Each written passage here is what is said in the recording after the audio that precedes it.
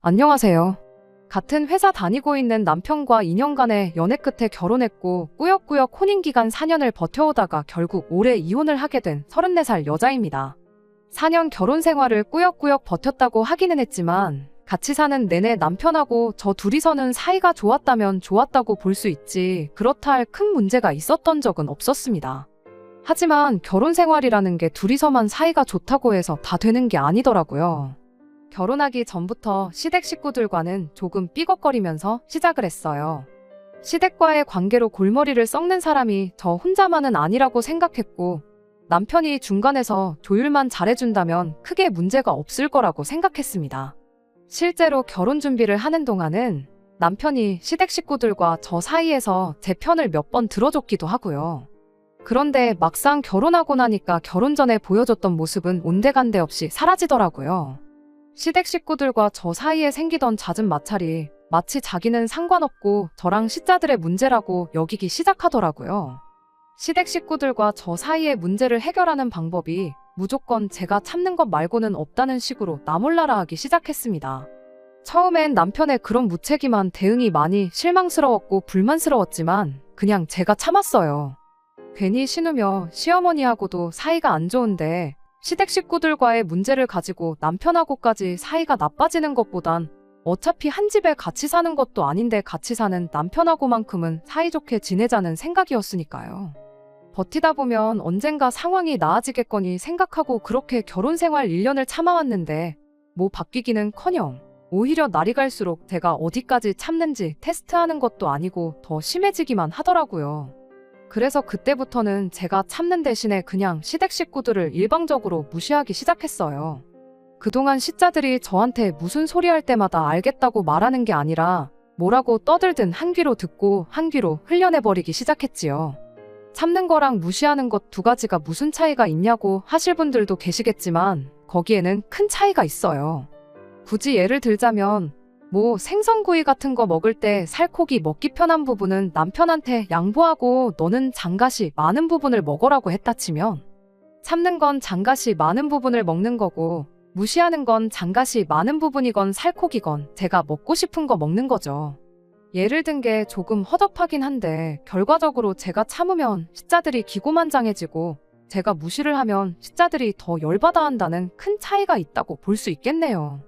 그렇게 제 마음가짐을 바꾸고 난 뒤에는 시자들한테 받는 스트레스가 많이 줄기는 했습니다. 다만 시댁 식구들과의 관계는 점점 더 멀어져 갔어요. 하지만 상관없었습니다. 남편이라는 작자는 중간 역할 같은 건 할 생각이 눈꼽만치도 없어 보였고 1년을 참았는데 안 바뀌는 시자들이 앞으로 2년, 3년, 100년을 더 참는다고 한들 바뀌지 않을 거라는 확신이 있었거든요. 어차피 시자들 때문에 스트레스 받을 바에야 제 마음이라도 편한 게 낫다 싶었어요. 남편은 제가 시댁 식구들과 관계가 멀어지는 걸 안타까워하긴 했지만 나서서 해결해줄 생각도 없었으니 초반에 좀 사이좋게 지냈으면 좋겠다고 말 몇 마디 하다가 그냥 말더라고요. 덕분에 시댁 식구들과의 관계는 걷잡을 수 없을 만큼 멀어져 갔지만 남편하고는 나름 사이좋게 지낼 수 있었습니다. 그래도 이런 상황에서 남편이 언젠가는 저를 위해 나서준다든지 말 한마디 해줄 거라는 기대를 내심 갖고 있었습니다. 하지만 정작 중요한 순간에 남편이라는 작자는 제가 아니라 시댁 식구들의 손을 들어줬어요. 뭐 이해가 아예 안 되는 건 아닙니다. 여지껏 남편 인생에 있어서 저랑 가정을 이루고 살았던 4년, 연애했던 기간까지 합쳐도 고작 6년밖에 안 되는데 그 5배를 더 길게 가족으로 살아온 시자들이 더 가족 같고 중요했겠지요. 그런데 그러면 굳이 저런 인간을 내 남편이라고 평생을 믿고 같이 살 이유가 있나 싶었습니다. 그냥 나 말고 소중한 네 가족들이나 평생 챙기라고 한마디 해주고 그렇게 이혼을 하게 되었지요. 제가 어릴 적에 저희 어머니께서 췌장암으로 일찍 돌아가셨어요. 그 후로는 아버지와 둘이서 함께 살았습니다. 저희 할머니 할아버지께서 남자 혼자 어떻게 회사 일하면서 애까지 키우냐며 입양처를 알아봐 주시겠다고까지 했다고 해요. 하지만 저희 아버지는 혼자이므로 힘들게 살지언정 내 새끼를 버릴 생각 없다시며 끝까지 저를 책임져 주셨어요. 시간이 어느 정도 지난 후 할머니 할아버지께서도 저한테 정말 못할 짓을 할 뻔했다며 아버지한테 미안하다 사과를 해오셨고 그 이후로 물심양면적으로 저희를 도와주셨어요. 두 분 돌아가실 때에도 아버지 앞으로 조금이나마 유산을 더 남겨주셨기도 하고요. 아무튼 덕분에 저는 어머니 없는 빈자리가 아쉬웠을지언정 다른 사람 부럽지 않게 모자람 없이 잘할 수 있었습니다. 남편은 시작할 때 말씀드렸다시피 직장 동료로 처음 만나게 되었어요. 나이가 저보다 3살이 많았지만 입사는 같은 해에 했던 입사 동기였습니다.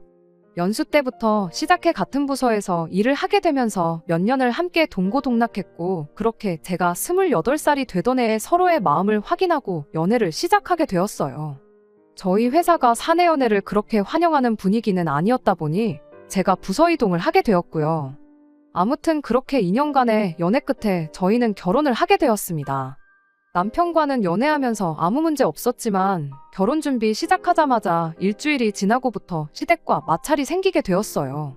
처음 시댁에 결혼 허락을 받으러 찾아갔을 때만 해도 저는 시댁 사람들이 참 좋은 사람들이구나 생각할 만큼 아무런 문제가 없었습니다. 제 조건이야 뭐 당신 아들하고 똑같은 회사 다니고 있는데 어디 부족하고 모자라다고 할 것도 없었죠. 그때 당시만 해도 시어머니도 시아버지도 저를 꽤나 마음에 들어 하시던 눈치였었습니다. 이런저런 이야기를 나누던 중에 가족관계에 대한 이야기가 나왔어요. 그때 저희 어머니가 저 어렸을 적에 췌장암으로 일찍 돌아가신 이야기를 했고요. 그때는 시부모님 두 분 다 어머니가 일찍 돌아가셨다니 어린 마음에 정말 힘들었었겠다며 저를 위로해주는 분위기였습니다. 그것만 봐도 시부모님 되실 분들이 인품이 훌륭하신 분들이라고 생각했고 남편이 좋은 사람이니 역시나 그 부모인 사람들도 당연히 좋은 사람들이구나 그렇게 생각을 했어요. 그런데 고작 일주일 만에 상황이 완전히 달라지게 되었습니다. 갑작스럽게 시어머니가 저희를 좀 봐야겠으니 퇴근하면 다른 데 갈 생각 말고 시댁으로 곧바로 오라는 연락을 해왔었어요. 왜? 목소리만 들어도 그 사람 기분이 어떤지 알 수 있잖아요. 무슨 상황인지는 전혀 짐작이 가지 않았지만 시어머니 말투가 다급하고 잔뜩 열이 받아 있는 느낌이었다 보니 퇴근하자마자 남편과 부랴부랴 시댁으로 향했습니다. 시댁에 도착했는데 시어머니가 거실 소파에 양팔을 꼬고 앉아서는 저를 무슨 대역죄인이라도 되는 것 마냥 도끼눈을 하고 째려보고 있었습니다. 지난 일주일 동안 제가 무슨 큰 실수라도 했나? 아무리 생각을 해봐도 시댁과 연관지어서 제가 잘못된 행동을 한 게 하나도 없었어요. 그런데 얼마 안 있어서 이 모든 게 신우 때문에 나게 되었다는 걸 알게 되었습니다. 남편 아래로 저보다도 1살 어린 싸가지 없고 허세만 가득한 신우가 한 명 있어요. 그런 성격적인 거 둘째치고 그래도 신우가 외모 하나만큼은 정말 이쁘장하게 생겼거든요. 그 잘난 외모로 그때 당시 의사 남자친구를 만나고 있었고요. 제가 시댁에 처음 인사를 드리러 간 날 이후에 신우가 그 의사 남자친구를 만나서 저에 대한 이야기를 했었나 봐요. 그러면서 자연스럽게 저희 어머니가 췌장암으로 돌아가셨다는 이야기까지 나왔나 본데 그 의사 남자친구가 신우에게 말해주길 췌장암은 가족력이 있다는 이야기를 해줬는가 봐요. 뭐 결혼을 반대하라고 아기를 가지고 했던 말은 아니고 그냥 알고나 있으라고 말해준 것 같긴 한데 시댁에서는 이걸 엄청 심각한 상황처럼 받아들였던 것 같아요. 어떻게 그런 사실을 당신들한테 숨길 수가 있냐면서 저를 나무라기 시작했으니까요. 솔직히 저는 시어머니가 저를 무슨 예비 암 환자처럼 대우를 하는 게 도무지 이해가 가지 않았습니다. 저희 어머니가 췌장암 때문에 돌아가셨다는 사실을 숨기지 않았는데 그게 가족력이 있는 병이라는 걸 말을 안 했다는 게 그렇게 큰 잘못인가 싶었거든요. 그리고 솔직히 그때까지만 해도 그게 가족력이 있는 병이라는 사실을 저도 모르고 있었기도 하고요. 게다가 가족력이 있다고 한들 제가 무조건 말년에 그 병으로 죽게 된다는 게 아니잖아요. 남편도 그때는 제 편을 들어줬어요. 가족력이 있다고 한들 무조건 똑같은 병으로 고생하는 거 아니지 않냐고. 오히려 가족력으로 따지면 우리 집도 골다공증 환자가 여럿 있지 않느냐고 무슨 말씀을 그렇게 하시냐고 제 편에 서서 목소리를 내줬어요. 시어머니는 너 세상에 골다공증으로 죽는 사람 봤냐고. 근데 췌장암은 이야기가 다르지 않냐. 이야기 들어보니 암 중에서도 가장 악독한 암이라고 한다더라 하면서 남편 말을 딱 잘라내더군요. 이어서 시어머니는 당신이 알아보니까 암 치료하려면 돈도 엄청 깨지고 그런다는데 미래가 너무 뻔히 보이는 결혼을 어떻게 허락할 수가 있겠느냐며 열변을 토하기 시작했어요. 가족력 있을 수 있죠. 저보다 똑똑하신 분들이 여러 케이스들 보면서 연구하고 논문까지 내고 그러셨는데 그게 틀렸다고 부정하지는 않습니다. 말이 씨가 된다고 하니까 별로 제 입으로 말하고 싶지는 않지만 시어머니가 걱정하는 것처럼 진짜 나중에 가서 제가 어머니랑 같은 이유로 병원 신세를 질 수도 있을 테죠. 그런데 제가 지금 이미 환자인 상태라면 말을 않겠지만 사지멀쩡하고 건강하다 못해 잔병치레도 하나 없어서 이날이 때껏 학교도 개근했고 회사도 한번 빠져본 적 없는 사람이거든요. 그런데 구덕이 무서워서 장 못 담근다더니 이런 일로 결혼을 반대하는 게 정말 어처구니가 없었습니다. 남편은 계속해서 제 편을 들어줬어요. 시어머니한테 그건 너무 멀리 간 거 아니냐고, 앞으로 걸릴지 안 걸릴지도 모르는 걸 가지고 그러시는 게 어디 있냐. 지난주에 결혼 허락 받으면서 이제 모든 회사 사람들이 우리 결혼 준비 시작하게 된 거 다 알고 있다. 몇몇 직원들한테는 벌써 선물도 받고 그랬는데 그런 말도 안 되는 이유로 이 결혼이 엎어지면 자기가 앞으로 회사 사람들한테는 뭐라고 설명할 것이며 앞으로 회사에서 제 얼굴은 어떻게 보고 또 자기가 얼굴을 어떻게 들고 다니겠냐며 시어머니를 설득하기 시작했어요. 남편이 그때 파혼을 하기 싫어했던 이유가 시어머니의 황당한 억지를 받아들일 수 없다기보단 다 회사에서 자기 체면 때문에 그랬다는 게 참 어떻게 보면 우리 결혼의 끝은 이미 그때부터 정해져 있던 거나 마찬가지가 아니었나 싶지만 솔직히 저 또한 이렇게 파혼하면 회사 사람들한테는 어떻게 설명을 해야 하나 그 생각을 했었으니 이 부분에 대해서는 저도 할 말이 없네요. 아무튼 어이없는 이유였지만 어쨌든 집안 반대에도 불구하고 남편이 계속적으로 시어머니를 설득했어요. 자식이기는 부모 없다는 말처럼 결국 남편은 시어머니의 허락을 받아냈습니다. 지금이야 이혼했지만 그때 생각하면 남편에게 확실하게 고마운 마음도 있었어요. 부모님의 뜻을 꺾어가면서까지 저와 결혼을 하겠다는 사람이었으니 앞으로 제 결혼 생활은 행복할 것이라 믿어 의심치 않았죠. 시어머니가 반대하던 결혼을 다시 허락해주면서 내건 조건이 하나 있었어요. 결혼 후에는 각자의 수입을 각자가 서로 관리할 것이었습니다. 더 쉽게 풀어 말하자면 결혼식 올릴 때까지 들어가는 비용은 같이 부담하되 결혼하고 나면 네 돈은 네 돈이고 내 돈은 내 돈이다. 확실하게 선을 그어서 살라는 말이었습니다. 설명해주지 않아도 딱 감이 오는 게 있었어요. 만에 하나 가까운 미래던 먼 미래던 간에 제 몸에 이상이 생기거든. 내 아들이 피땀 흘려 벌어온 돈으로 입원할 생각 말고 병원비나 치료비 모두 제가 모아놓은 돈으로 부담하라는 뜻이었습니다. 다만 당장 결혼할 때 들어가는 비용은 얼마가 들어갈지 모르는데 일단 큰돈이 들어갈 것 같으니 그건 같이 부담하라는 소리겠고요. 거기까지는 알겠다고 했습니다. 제가 미래에 아프지 않는다는 확신은 없었지만 솔직히 사람 일이 어떻게 될지 누가 아나요. 평생을 담배 한 대 입에 물어본 적 없는 사람도 폐암에 걸릴 수 있다잖아요. 그저 남편이 저를 위해 이만큼 해줬으니 저도 어느 정도는 양보하는 게 맞다고 생각했습니다. 대신 저도 무조건 시어머니 말을 따르지는 않았습니다. 결혼할 때 결혼 비용은 같이 부담하라고 하셨는데 그것까지 따로 하겠다고 했지요. 저희 아버지가 할머니 할아버지 돌아가시면서 두 분 살고 계시던 아파트를 물려받으셨거든요. 아버지는 항상 결혼하면 그 집을 저한테 주겠다고 하셨고요. 그래서 거기에 신혼살림을 차리기로 했어요. 대신 증여를 받는 게 아니고 아버지가 남편한테 전세를 주는 걸로 하기로 했습니다. 모자란 전세금은 남편이 남편 이름으로 대출을 받아서 남편 혼자 갚기로 했고요. 나중에 시어머니가 제게 어떻게 하는지 봐서 그 후에 아버지한테 집을 받게 되면 남편 돈은 남편에게 돌려주고 명의를 공동명의로 할 생각이었어요. 남편도 어쨌든 집을 그렇게 마련하게 된다면 돈을 엄청 아낄 수 있다는 걸 알았기에 아무 불만 없이 그렇게 하겠다고 했고요. 조금 복잡하긴 했지만 이렇게 이혼하고 난 지금 와서 생각해보면 그때 그렇게 하길 정말 잘한 거라는 생각밖에 들지 않네요. 아무튼 저희는 그렇게 결혼을 하게 되었습니다.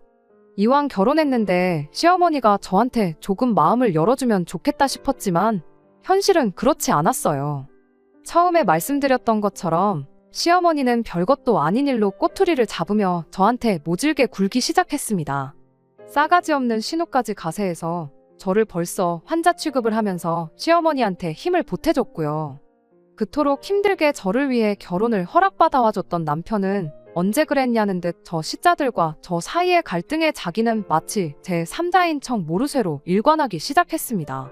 남편은 저한테 어차피 저런 사람들인 거 알고 결혼한 거 아니냐고, 자기가 뭐라고 해봐야 씨알이나 먹히겠냐며 차라리 제가 참으면서 사는 게 방법이라고 했어요.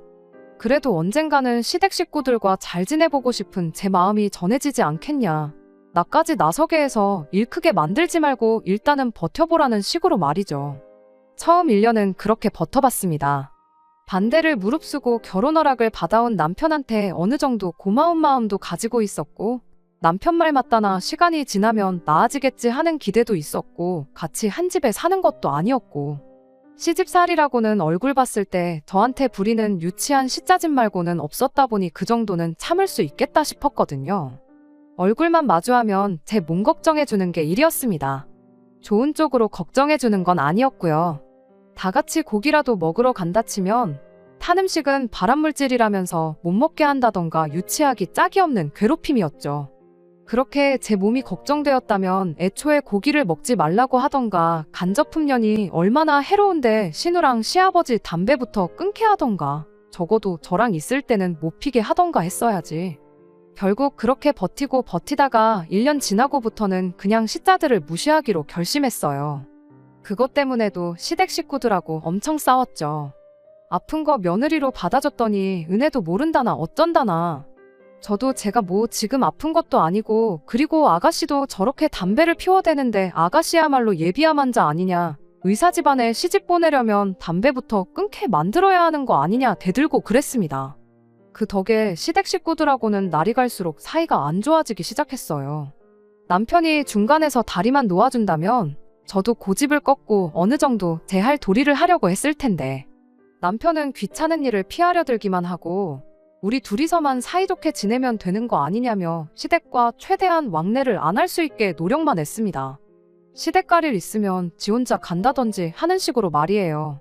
그렇게 시댁과 거리를 두면서 지내기를 1년 더, 그러니까 결혼하고 3년 차가 되는 해에 충격적인 사실을 알게 되었어요. 돈 관리를 따로 함에 있어서 남편이 어떻게 돈을 쓰던 터치를 하지 않았거든요. 일단 결혼 전에 모아놓은 돈은 저희 신혼집 전세금으로 전부 묶여있는 상황이었고, 대출을 갚아나가고 있었으니 그게 나름대로 남편의 저축이라고 생각했어요. 생활비만 내고 나면 남은 돈은 알아서 남편이 쓰기로 했고요. 그게 달에 120만 원 정도였는데 저랑 결혼한 이래로 그 돈이 전부 시댁으로, 정확히 말하자면 신우의 품위유지비로 들어가고 있었다는 사실을 알게 되었습니다. 어쩐지 안 그래도 딱히 직장도 없이 아르바이트만 하면서 잘 벌어봐야 한 달에 100만 원 정도 벌겠나 싶었던 신우가 벌이에 맞지 않는 사치를 부릴 때부터 무슨 돈으로 저러고 다니나 싶었었거든요. 저는 당연히 남자친구가 의사래니까 신우한테 돈을 좀 쓰는가 보다 싶었어요. 그런데 알고 보니 의사 남자친구가 병원 개업을 하려면 돈이 엄청 많이 필요하다고 버는 족족이 모으고 있는 상황이라 신우한테 돈을 거의 안 쓴다고 하더라고요. 힘들게 공부해서 겨우겨우 의사가 됐는데 그렇게 번 돈을 왜 신우한테 퍼주는가 싶었거든요. 헛똑똑이인 줄 알았는데 역시 배운 사람은 달라도 뭐가 다르긴 하구나 싶었습니다. 아무튼 그 의사 남자친구가 신우한테 돈을 안 쓰는 것과 남편이 신우 품위유지비랍시고 돈을 퍼주고 있는 게 무슨 상관인가 싶으신 분들도 계실 텐데, 거기에는 다 이유가 있었습니다. 당시 신우가 이 의사 남자친구하고 연애만 5년 차였어요. 그리고 그렇게 5년을 만나는 동안 데이트 비용이며 뭐며 전부 신우가 내고 있었던 겁니다. 그 과정에서 시부모님 돈도 어마무시하게 뜯어다가 썼나 보더라고요. 시부모님 돈까지 썼는데 그 와중에 품위유지비랍시고 남편한테 돈을 뜯어갔던 건 말 그대로 품위유지를 하려고였어요. 집에 돈이 없다는 느낌을 받으면 모처럼 의사 남자친구 만들었는데 결혼 생각을 안 할까봐 명품으로 치장을 하고 다녔던 거고요. 남편과 시어머니가 신우한테 그렇게 돈을 퍼줬던 건 신우를 특별히 아껴서가 아니라 의사매제, 의사사위를 보기 위한 두 사람의 선행투자 같은 것이었어요. 아무튼 어떻게 남편 돈이 신우한테 전부 가고 있었다는 사실을 알게 되었냐면, 남편이 난데없이 아버지한테 들어가 있는 자기 돈, 그러니까 전세금으로 묶여있는 돈을 찾아가면 안 되겠냐고 저에게 부탁을 해오면서였습니다. 갑자기 그런 큰 돈을 빼달라는데 당연히 이유를 물어보지 않을 수가 없었어요. 남편은 그제서야 신우와 신우 남자친구의 얽힌 이야기를 해줬고요. 물론 결혼 생활 내내 신우한테 거의 매달 돈을 퍼주고 있던 사실은 빼고 말해줬지요. 신우랑 신우 남자친구 문제가 우리 아버지한테 묶여있는 돈 3억이 무슨 상관이냐고 물었습니다. 참고로 3억은 대출이 포함되어 있는 돈이었고 절반 정도가 오롯이 남편 돈이었어요. 그때 신우랑 의사 남자친구 사이에 얽힌 이야기를 구구절절히 해줬어요. 그리고 지금 필요하다는 돈은 신우 남자친구가 타고 다닐 외제차 한 대 뽑아줄 돈이랍니다. 일전에 지나가듯 개업해서 돈 많이 벌면 나도 저런 차 타고 싶다고 이야기를 했다는데 지금 우리가 그 차를 먼저 사주면 고마워서라도 결혼을 하지 않겠냐고. 집안에 의사가 들어오는데 그 정도는 투자할 수 있는 거 아니냐고 하더라고요.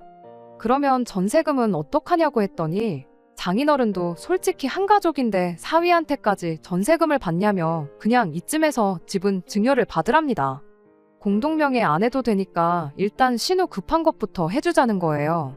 우리 아버지가 그 전세금 받아가지고 무슨 부귀영화를 누리려고 그러시는 줄 아느냐고 다 우리 돌려줄 돈이라 생각하고 건들지도 않고 계시는 거 모르냐 따졌더니 그럼 쓰지도 않을 돈을 왜 묶어두시냐고 다 너와 나 우리 가족 전부의 미래를 위해 그러는 거니 협조 좀 해달라고 말을 하는 겁니다. 그리고 그때 안 좋은 촉이 들어서 당신 계좌 좀 확인해보자고 했어요. 신우가 그동안 남편한테 받아쳐먹던 게 있으니 당연하게 이번에도 남편한테 부탁한 거라는 확신이 있었거든요. 아니나 다를까 역시나 남편은 그동안 신우한테 거의 전 재산을 퍼주고 있었죠. 진땀 빼던 남편이 또 미래를 위한 투자니 어쩌니 하면서 신우가 결혼만 하면 곱절로 돌려받을 돈이라고 발뺌을 했었어요. 피가 거꾸로 솟는다는 게 무슨 기분인지 그때 처음 알았습니다.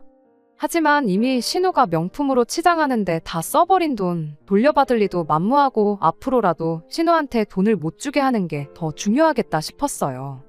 어차피 따로 관리하기로 했던 돈이었고 저금 하나 없는 게 아쉽긴 했어도 자기 용돈을 쓰고 싶은데 쓴 거라고 생각하고 넘어가기로 했죠.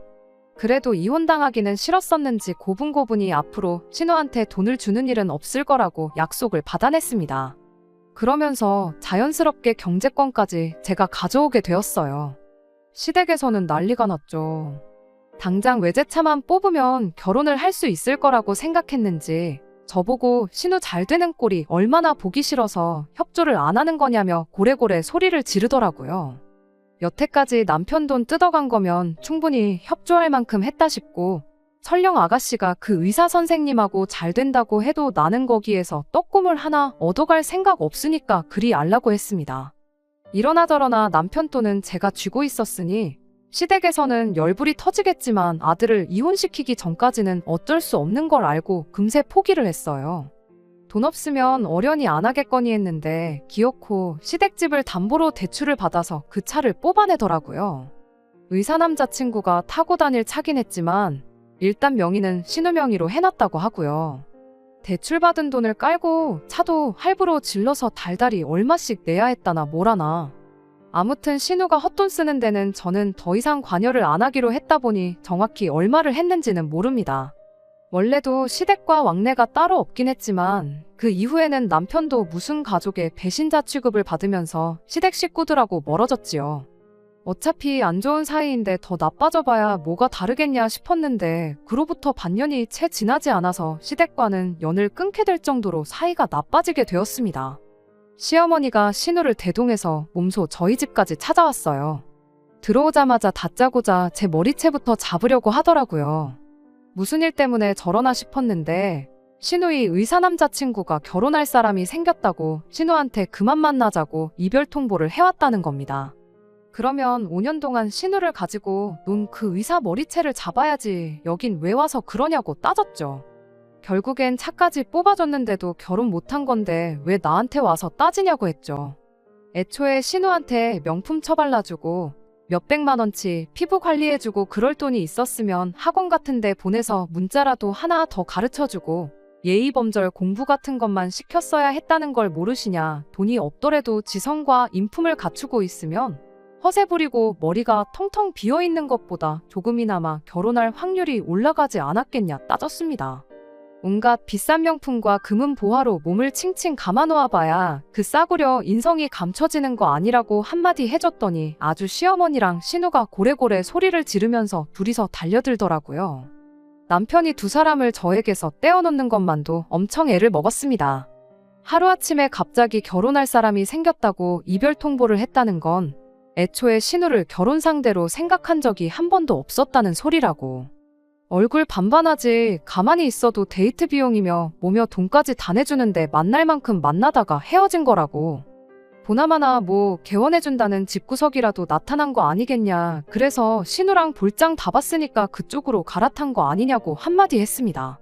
이제 그만 꿈 깨고 외제차라도 빨리 반납을 하던지 중고매물로 넘기든지 해서 현금부터 확보하고 집담보로 받은 대출부터 어떻게 하시라고 진심 어린 충고도 해줬습니다. 머리끄덩이까지 잡힐 뻔했는데 두 번 다시 안 볼 각오로 조금 세게 말한 건 사실이에요. 그 정도로 해야지 정신을 차리던가 아니면 진짜로 연을 끊던가 확실한 결과가 나올 거라 생각했으니까요. 사실 이 상황에서 가장 나쁜 건 그 누구도 아니고 5년 동안 있는 대로 신우 단물만 쪽 빨아먹은 그 의사 남자친구가 나쁜 사람이었죠. 사실상 제 결혼 생활이 꼬이기 시작한 것도 그 사람이 지나가면서 던진 가족력 이야기 때문이나 마찬가지기도 했으니까요. 원망할 사람은 따로 있는데 그 사람은 제껴두고 가족들끼리 이러고 있는 상황이 저도 좋지만은 않았습니다. 결과적으로는 시댁과 영영 연을 끊고 살기로 했어요. 그렇게 되었다고 한들 제 인생에서 크게 달라지는 건 없었습니다. 어차피 안 보고 지내던 사람들, 봐봤자 좋을 것 하나 없던 사람들하고 공식적으로 안 보고 지내게 되었는데 차라리 좋으면 좋은 일이지 나쁜 건 하나도 없었죠. 남편도 그 와중에 저를 선택해줬고 신우랑 시어머니가 그 난리를 치고 돌아간 뒤에 이왕 이렇게 된 거 우리 둘이서만이라도 잘 살아보자고 저를 다독여주기도 했고요. 실제로 그 후로 반년간은 남편과 둘이서 정말 더할 나위 없이 좋은 결혼 생활을 보냈습니다. 제 인생에서 시자들 2명이 없어졌을 뿐인데 이렇게 좋을 수가 없더라고요. 그런데 그 행복도 잠시 제 인생 최악의 불행이 찾아오게 되었습니다. 저희 아버지께서 뺑소니 사고를 당하시면서 정말 준비할 틈도 없이 세상을 떠나셨거든요. 저희 결혼 생활도 경제적으로나 정서적으로나 안정기에 접어들고 있었고 이제 손주도 보여드리고 그동안 저를 키워주신 은혜를 갚을 계획이었는데 그럴 틈도 없이 허망하게 세상을 떠나셨어요. 넋이 나간 상태로 장례식장에서 펑펑 울고 있는데 시부모님이랑 신우가 찾아왔어요. 남편 연락받고 허겁지겁 왔다더라고요. 일부러 와줘서 고마운 마음도 없었고 여기가 어디라고 왔냐고 따져물을 기운도 없었습니다. 장례식 끝나고 나서 남편이 시댁 식구들을 부른 이유가 아무리 사이가 안 좋아도 연락은 당연히 해야 하는 게 맞는 것 같고 혹시나 이게 기회가 돼서 가족들과 관계를 회복하는 계기가 되지 않겠냐는 소리를 하더군요. 아버지가 돌아가셨다고 다시 시댁과 좋게 지낼 이유도 없고 그럴 계획도 없었습니다. 다만 정말로 그걸 가지고 남편한테 뭐라고 할 만큼도 힘이 나질 않아서 그냥 넘어갔어요. 남편은 이런 제 반응을 가지고 제가 수긍을 했다고 혼자서 착각을 했었나 봐요.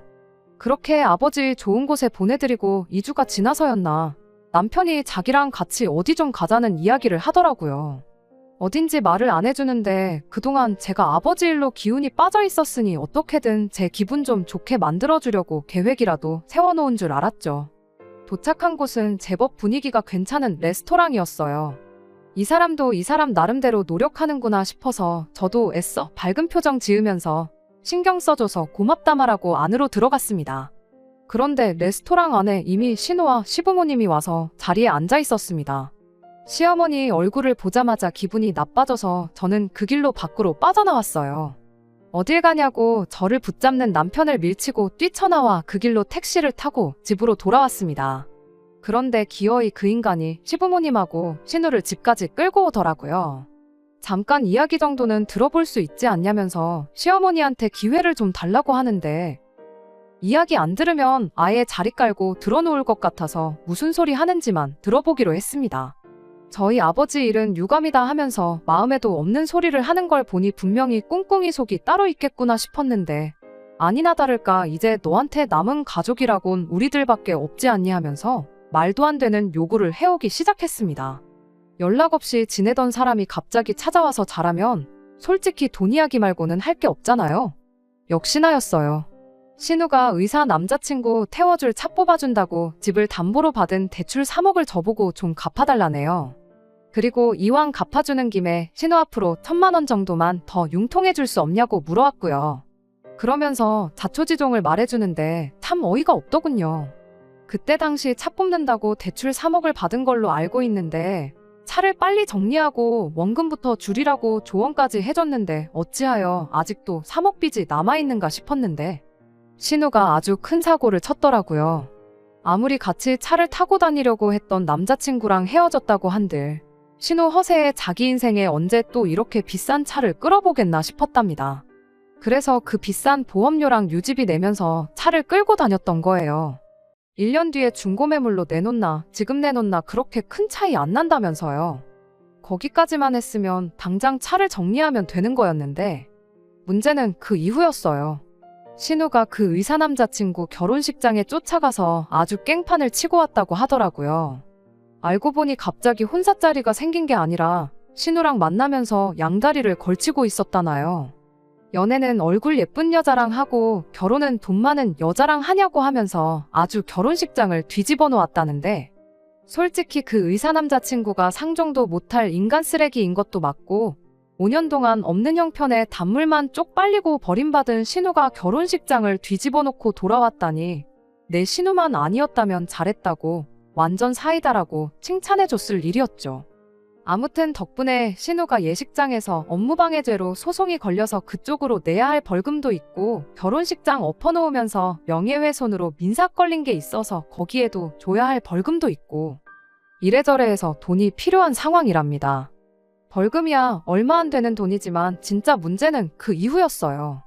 그렇게 신우가 깽판을 쳐놓고 와선 혼자 기분 울적하다고 술을 잔뜩 마시고 기분 풀겠다고 차를 끌고 새벽에 나갔답니다. 그러다 차 사고가 크게 나면서 폐차 처리를 했다고 그래서 아직도 3억 빚이 그대로 남아있는 거였고요. 돈을 갚아주고 말고를 떠나서 음주 뺑소니 사고로 아버지를 잃은 저한테 찾아와서 음주 사고를 냈으니 돈 좀 어떻게 해줄 수 없냐고 묻는 이 사람들이 정녕 사람인지 인두겁을 쓴 짐승 자식들인지 싶더군요.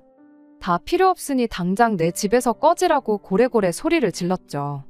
평소였으면 저한테 똑같이 싫은 소리 하면서 받아쳤을 텐데 당장 저 아니면 돈 구할 곳이 없으니 아무 말도 못하고 그냥 깨갱하고 꼬리를 내리더라고요. 그런데 결정적인 순간에 믿었던 남편이 시댁의 편을 들어줬어요.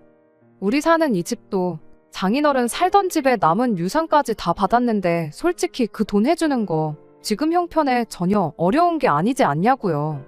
이번에 어머니한테 이 돈 해주면 시모도 그렇고 신우도 그렇고 저를 좋게 봐주지 않겠냐고. 그냥 그 돈 해주고 우리 이제 한가족답게 사이좋게 지내보는 건 어떻냐는 제안을 하더라고요. 저는 곧바로 남편한테 지난 결혼생활 4년간 받았던 스트레스가 고작 돈 3억이면 해결되는 거였다는 소리냐 따져 물었습니다. 그럴 거였으면 진작에 3억을 해오라 그러지 그랬냐고. 여태껏 네 가족들이 나한테 거품 물고 달려들 때는 나보고 참아달라고 모르는 척하던 인간이 네 가족들이 저러니 화해하고 잘 지내보자고 중간 역할을 해주는 거냐 따졌습니다. 이미 아버지 돌아가신 일로 정신적으로 지쳐있는데 남편까지 저러니 이젠 이 꼴 저 꼴 보기 싫어졌어요. 그래서 그냥 이혼하자고 했습니다. 마침 아버지한테 전세금이라고 묶인 게 3억이지 않냐. 그 돈 그대로 돌려줄 테니 그걸로 니네 엄마 빚도 갚아주고 네 동생 합의금도 내주고 알아서 하라고 했죠. 그랬더니 신우가 옆에서 TV에서 본 건지 어디서 주워들은 건 있어가지고 지 오빠한테 이혼하라고. 이혼하면 우리가 더 이득이라고 아주 불난 곳에 기름을 붓더라고요. 뭐가 이득이라고 생각했나 했더니 이혼해서 재산 분할을 하라는 겁니다. 집이 두 채에 여태 모아놓은 돈까지 생각하면 지들이 훨씬 이득이라는 거죠. 어이가 없어서 정말. 뭘 똑바로 알고나 말하라고. 아버지가 물려주신 재산은 분할 대상에 포함되지도 않을 뿐더러 니네 엄마가 결혼 전부터 돈 관리를 따로 하라고 못을 박아준 덕분에 아마 각자 재산도 분할 안 하게 될 수도 있는 거 모르냐고요. 아니, 혹시 모른다고. 결혼하고 나서 모은 돈은 각자가 관리했지만 그 돈을 아가씨 외제차 뽑아주는데 홀랑 날려먹을 뻔한 걸 내가 막아주지 않았냐. 그럼 기여도를 어느 정도 인정받을 것 같은데 그럼 재산을 나눠서 득을 보게 되는 건 네 오빠가 아니라 내가 될 것이라고 한마디 해줬죠. 그리고 그 꼴을 보니 저 시자들이 내가 그 돈을 해준다 한들 관계 회복은커녕 더 기고만장해지겠다는 생각밖에 안 들었고 이혼이라는 결정에 더욱더 확신을 주게 되었습니다. 남편은 그 와중에도 이혼이 무슨 소리냐고, 이혼하면 회사 사람들한테는 어떻게 설명할 거며 회사에선 어떡할 거냐고 되묻더라고요. 그건 그때 가서 알 일이고 이혼한 마당에 회사 사람들한테 네 체면까지 챙겨줘야 되냐고 그냥 있는 그대로 가감없이 말해줄 테니까 네 체면은 네가 알아서 찾으라 한마디 해줬습니다. 이혼 선언을 하고 남편도 시댁으로 보내버렸어요. 아버지가 맡아두고 있었던 남편 돈은 정말 고스란히 통장 내역에 입금 내역 말고는 아무 기록도 남지 않도록 모아두셨더라고요. 그걸 보니까 눈물이 다 나올 지경이었어요. 그저 저희 행복하기만을 바라셨던 아버지께 괜히 죄송스러워서 그랬나 봐요. 아무튼 그 돈은 그대로 남편한테 돌려주고 이혼했습니다. 소송으로 갈 경우에 자기가 불리한 입장이란 걸 알았는지 순수하게 합의 이혼해줬어요. 그냥 소송으로 가서 시자들한테도 위자료 좀 받아낼까 했는데 하루라도 그 집구석 인간들 얼굴 안 보는 게 제 정신건강에나마 더 좋을 것 같아서 그냥 순순히 합의해준다고 할 때 도장 찍고 갈라섰습니다. 저희 이혼하고 나서 회사 사람들한테 엄청난 관심이 쏟아졌어요. 말했던 대로 가감없이 있었던 일 전부 말해줬고요. 저희 이혼 소식에 회사에서 알게 모르게 연애하던 사내 커플들이 전부 헤어졌다는 이야기도 들었습니다. 혹시나 잘못됐을 때 회사에서 다시 얼굴 마주 대할 자신이 없다나요. 몇몇은 저보고 멘탈이 대단하대요. 남편 꼴 보기 싫어서라도 회사를 그만둘 텐데 꾸역꾸역 다니고 있는 게 대단하다고요. 내가 뭘 잘못했는데 힘들게 들어온 회사까지 관둬야 하냐고, 그리고 한 명이 그만둬야 한다면 유책 배우자나 마찬가지인 남편이 그만두는 게 이치에 맞는 거 아니냐 하니 다들 그렇다 하고 웃고 말았습니다. 남편은 그 이후로 회사에서 몇 번이고 얼굴을 마주쳤어요. 피부도 푸석푸석해지고 눈 밑에 다크서클도 거의 콧잔등까지 내려온 게 제대로 잠을 못 자는 것 같아 보였는데 직장 동료 중 한 명이 남편 이야기를 제게 해주더라고요. 얼마 전에 남편이 대리운전을 하고 있던 걸 봤다고요. 당장 시댁에 갚을 돈이 한 푼 두 푼이 아니니까 남편이 투잡까지 뛰면서 죽어라고 벌고 있는 실정인가 봅니다. 하기야 빚 갚아주고 월급으로 신호 허용 떠는 거에 시모 생활비까지 내주면서 자기 미래 준비하려면 그 정도는 당연히 해야겠지요. 평생을 두고 치를 떨면서 내 편 한 번 들어주지 않았던 거 후회하면서 살았으면 좋겠습니다. 이렇게 이혼하게 된 게 그렇게 후회가 되지는 않아요. 생각보다 회사 사람들의 저희를 향한 관심이 훨씬 빨리 끊어지게 되었고 그 집구석에서 시자들한테 시달리는 걸로 모자라 내 돈에 아버지 유산까지 뜯기고 살았다면 아마 가족력이 아니더라도 없던 병까지 얻어서 제명에 못 살았을 게 분명하니까요. 끝까지 들어주셔서 감사합니다. 오늘의 사연은 여기까지입니다. 구독과 좋아요, 알람 설정 부탁드리고 더 좋은 사연으로 다시 찾아뵙겠습니다. 감사합니다.